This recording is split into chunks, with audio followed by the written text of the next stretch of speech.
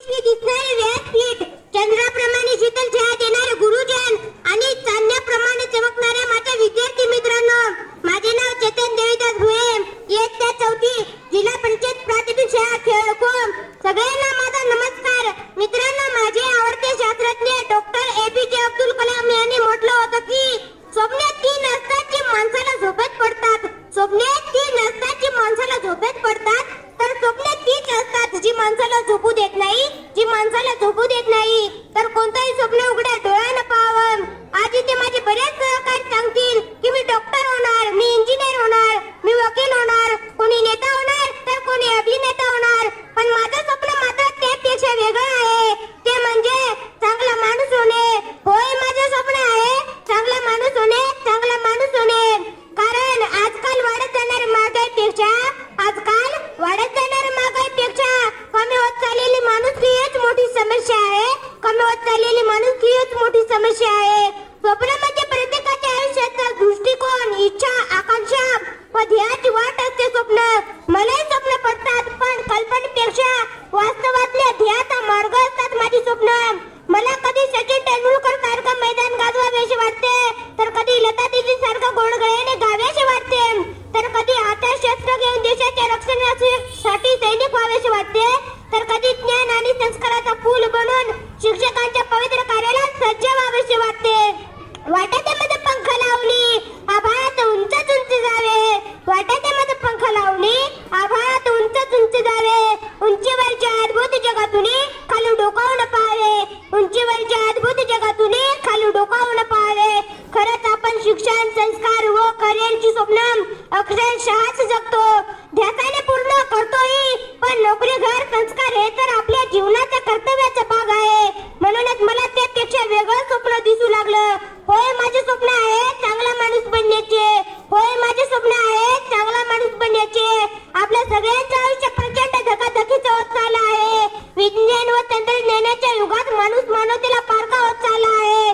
संवेदना हरवत चालली आहेत. गतिमान आयुष्य नेहमीची पायदळी तुडविले जात आहेत. म्हणूनच मला चांगला माणूस बनण्याचे स्वप्न खरतडच वाटत आहे. मित्रांनो, मी खूप लहान आहे, पण मी बघितलेलं स्वप्न त्या मानाने खूप मोठं आहे आणि ते मी उघड्या डोळ्यांनी बघितलेलं आहे. आजकाल मी बऱ्याच माणसांच्या तोंडातून ऐकलं आहे की दिवस पहिल्यासारखे राहिले नाही, दिवस पहिल्यासारखे राहिले नाही. पण त्या माणसानं मला सांगायचं आहे की दिवस तर तेच आहेत, पण माणसं पहिल्यासारखी राहिली नाही, माणसं पहिल्यासारखी राहिली नाही.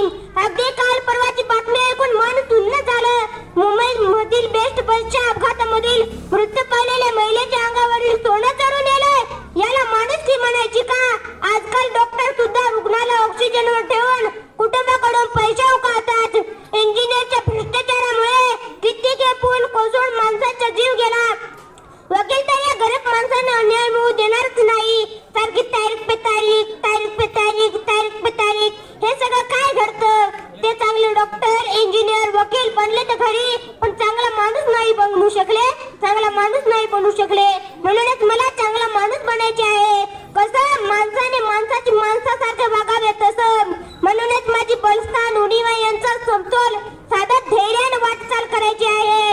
जे जे उदात्त मंगल त्यासाठी मी सदैव तत्पर, जे जे उदात्त मंगल त्यासाठी मी सदैव तत्पर.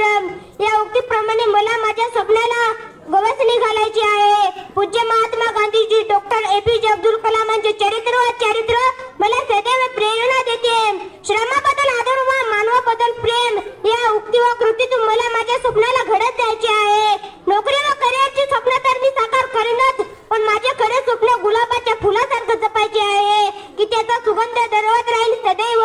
स्वप्नासारे का दृश्य नकोही, मनकी गतीचा प्रबल नकोही. स्वप्नासारे का दृश्य नकोही, मनकी गतीचा प्रबल नकोही. या उक्तीप्रमाणे मला माझ्या मनाला बलशाली करत माणुसत्वाचे सुंदर स्वप्न साकार करायचे आहे. कधी कुठल्या मोहनावर भेटला तर द्यायला मायेच्या ममत्वाचा हात. शेवटी मी इतकंच म्हणेन, स्वप्न म्हणजे काय असतं? स्वप्न म्हणजे काय असतं? दिवसाच्या उजेडातील रात्रीच्या गर्भातली, दिवसाच्या उजेडातील रात्रीच्या गर्भातली सतत खुणवणारी दिव्यत्वाची नक्षी असते, सतत खुणवणारी दिव्यत्वाची नक्षी असते. धन्यवाद.